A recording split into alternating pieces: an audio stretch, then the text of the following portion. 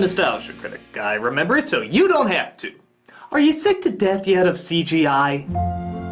Nobody would blame you. It's practically impossible to see a movie that doesn't have some form of CGI, aka computer-generated imagery, in it. And it's not just movies. It's in our commercials, our phones, it's even in our breakfast cereals. And the consensus from people seems to be the same. We're sick of it. It's everywhere. We want a little bit more variety. So, how come it keeps popping up all over the place? And should we just flat out put a stop to it? Well, the first thing to analyze is why people are getting annoyed by the use of it to begin with. Because before, people couldn't get enough of it. When they saw it bring groundbreaking effects to life in movies like Jurassic Park and Terminator 2, people were hypnotized. They never saw anything like it. And even to this day, these effects still hold up pretty well. Part of that is because it was the filmmakers' first time using it, and so they felt they had a lot more to prove and mixed the effects with a lot of other elements. For example, there's motion capture after motion capture after motion capture of Robert Patrick as the T-1000, which would most likely be filmed in just one shot today just to get an idea of the lighting and movement. On top of that, not every effect was CGI. Anytime the T-1000 was injured, it was always a practical effect, on the set. Yeah, that's an animatronic right there. Pretty damn impressive, huh? The same thing with Jurassic Park. The dinosaurs half the time were CGI, but the other half were life-size robots that were right there in front of the actors. Like many effects in the past, this worked effectively because they were constantly using different methods to fool the eye. The more variation you use, the more difficult it'll be for the eye to get used to the effect and thus spot it. But then somewhere down the line we got too fucking greedy. And I guess really it's no big surprise. You could suddenly see things and do things you couldn't have done before. You could get shots or perform stunts that still look cool but didn't have to endanger anybody, and was usually at half the cost. But because it was used so often, we naturally trained our eyes to spot it easier. When we first saw Jurassic Park, we didn't know what was computer and what was a robot. But now, because we've been so exposed to it, it's a little easier to spot. And because computers work in a way where you can just take an existing program and add on to it, less time is needed to create a creature from the ground up. You can't just take something like a Ninja Turtle and build a Jabba the Hutt out of it. However, with computers, the lighting and movement of a dinosaur can now be reproduced in a totally different monster in a totally different movie. The idea being, if it worked in one film, logically it should work in the next. But like I said before, people started to catch on to these patterns, and they were becoming more and more noticeable. When you look back on films like Roger Rabbit, you ask yourself, how did they make those cartoons that were obviously drawn still somehow seem three-dimensional? Well, that's because they did a test shot for every take they did to get an idea of where the lighting was going to be, so they could see how the camera captured it and reproduce it as best as they could. But here, we have programs that can do the math for us and figure out where the lighting would be. But the reason this doesn't always fool people is because in reality, light is not always going to fall where the mathematical equation says it will. Whether it be the environment, the camera angle, whatever, there's always going to be something a little different about real life that a computer is not going to catch. Why do I know that this Yoda was really there and this Yoda wasn't? Because the one that was there had the light hit it in its own unique way. Because this Yoda is an illusion in that he's an animated puppet. But this Yoda is not only an animated puppet, but an animated puppet that's not really there. So now you have to deal with two filters of reality, two illusions going on at the same time. And when there's two illusions going on as opposed to one, that makes it a lot easier for people to spot what's false. Now there are times where CG can still look very realistic. I mean, by God, Gollum from the Two Towers still looks fucking unbelievable. Once in a while he looked a little phony, but for the most part, it looked and felt like he was honest to God really there.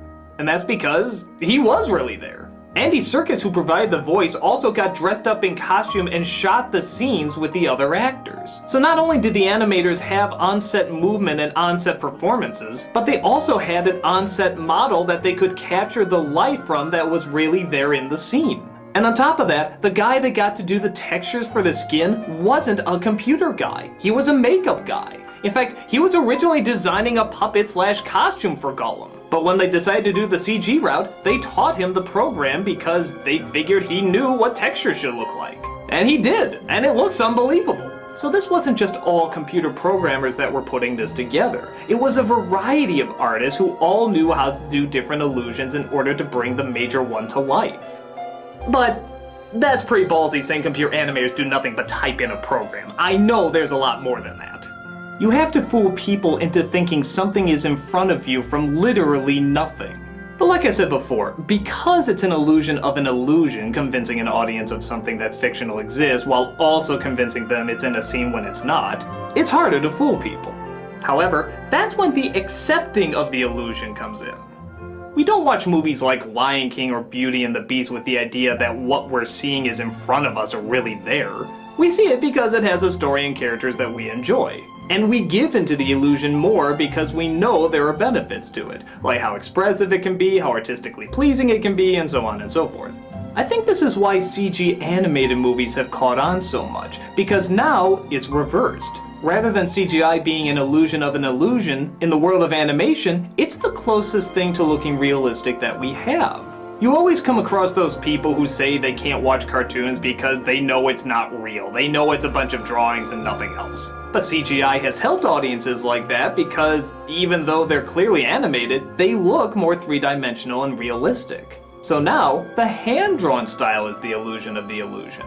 And as much as I adore 2D animation, there's no doubt that 3D animation looks more like real life, and thus it's probably going to be more acceptable to wider audiences. And has been for the past several years. Granted, when CG animation first started, it was piss poor, with the faces seeming like lifeless puppets because, well, let's face it, that's what they were. But as it evolved, CG animation has managed to capture almost as much, if not just as much emotion as the classic hand-drawn animated films. This accepting of the illusion has also led to some great imagery in live-action films. Sin City, as well as a lot of Robert Rodriguez movies, clearly have most of their world in very fake-looking CGI backgrounds. But they're so stylized and so artistically pleasing that we don't care. We just love looking at them. This is usually a risk, seeing how most audiences want to believe as much as possible that what they're seeing is real, but still, films like 300 have found an audience despite our awareness that it's obviously not there. And speaking of not there, that's another great effect CGI can pull off. Getting rid of the strings. That is to say, we've all seen puppets, stop-motion animation, or other green screen effects before, and you're almost always aware that that's what you're watching with that pesky line because the lighting in two different locations never quite matched up. But now, CGI can blend that line out almost flawlessly, allowing two different elements from two totally different rooms to seem like they're in the same one. As laughably noticeable some of the effects in Forrest Gump are today, we're still pretty blown away by the absence of Gary Sinise's legs. There's also no trouble believing that the Headless Horseman really is headless. So maybe CGI is better at convincing us something is not there rather than something is. And there's definitely a lot of benefits to it after all. So, should we be sick of CGI? In some respects, but I don't think that means stop it altogether. CGI is great for creating worlds and illusions, but it shouldn't probably be used for every part of that world or every element of those illusions.